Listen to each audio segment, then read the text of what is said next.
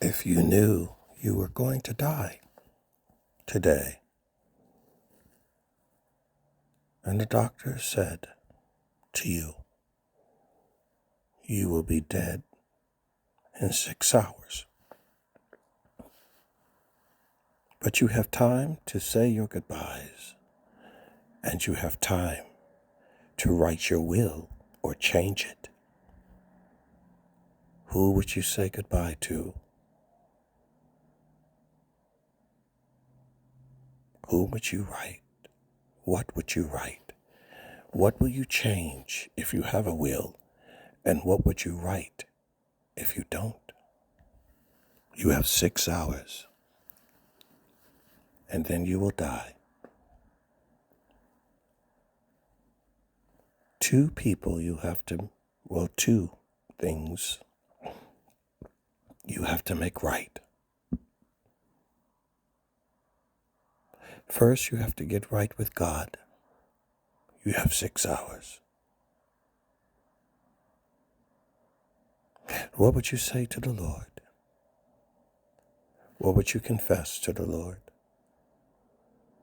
What would you ask the Lord? You have 6 hours.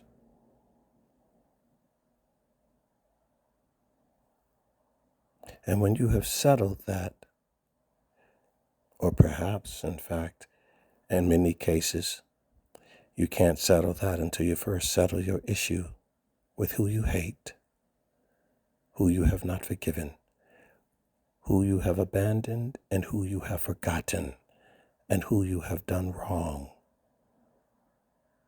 Will you apologize to the people you could have helped and you didn't?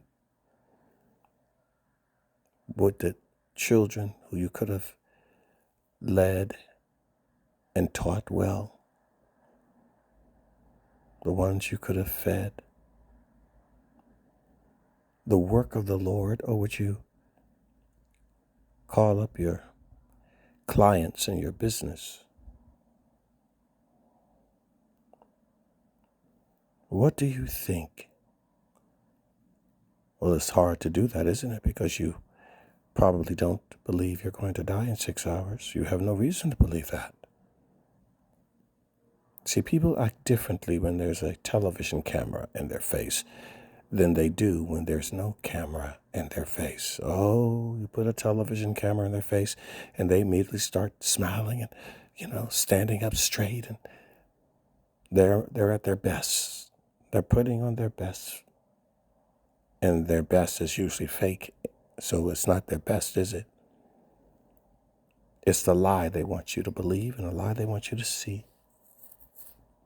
So a man who really isn't facing death will probably put on his best. He would probably put on the lie. But write it anyway. Write it anyway. So that, and keep it, so that when you are really facing the death of you, the end of you,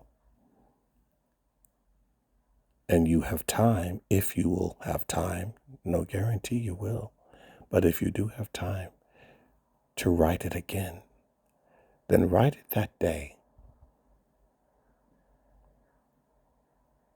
and give it to someone who has the first one that you wrote, the one that you're writing now, hypothetically. So you can see the difference, if there is a difference, and most likely there will be, between someone who writes a will when they know they're not dying and one that writes one when they know they are.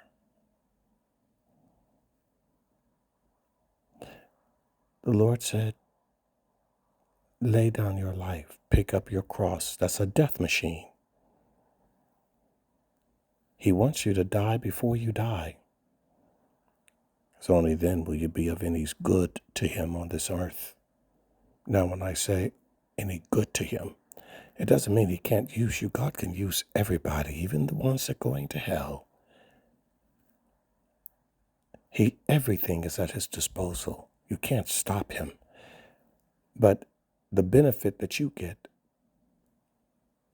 when you die now for the Lord, die to yourself now, is the benefit for you, not for him. He's going to have his way either way, with or without you. With or without you, he will have his way.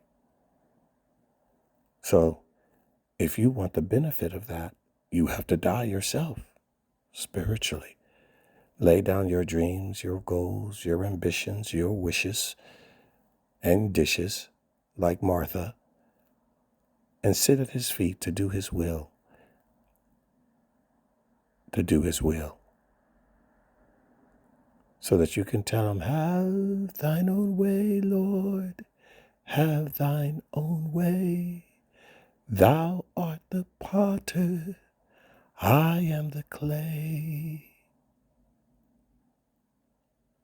You see, you're molding God into what you want to be instead of God molding you into what he wants you to be. You are the clay pot, not the Lord. He fashions us, not the other way around.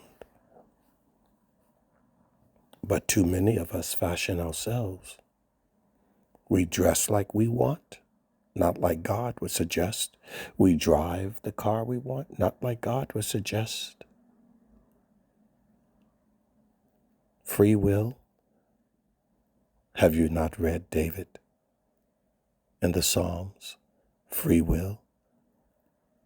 My will is to do your will, O Lord. The free will.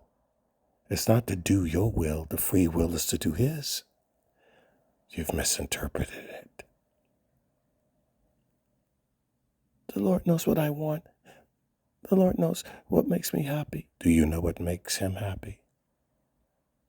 Do you know what he wants? Less of me and more of you, O Lord. But you have to die to yourself. You have to be a willing sacrifice. No one's going to grab you and force you on a wooden beam to be crucified. You must lay down your life. You see, he laid down his because he had the power to blow everybody away, but he didn't. He accepted his choice to give everything that they might live. He gave everything that someone else might survive, that someone else might live. When is the last time you have given of yourself so that someone else could be well, so that someone else can live? Well, you probably won't give your life. You hardly give your money for God's purposes, for God's work, for God's people, so you definitely won't give your blood. The last thing you value more than your money is your blood. But when you have bowed your knee and accepted his salvation rather than your temptation or your damnation, and you truly believe that you've been saved from an eternal hell, you do give God everything, and nothing gets in the way. David. Silver and gold have I none, but such as I have give I thee. In the name of Yeshua the Mashiach, rise up and walk. David. More than gold, more than silver. Earth has nothing that can compare. It is not even a competition. It's definitely not even a race. Let me see. God, the Lord and his will, or my job, my business, my woman, my man, my dog, my child. God or them. God or him. God or her. God or me. God or it. It's not even a competition.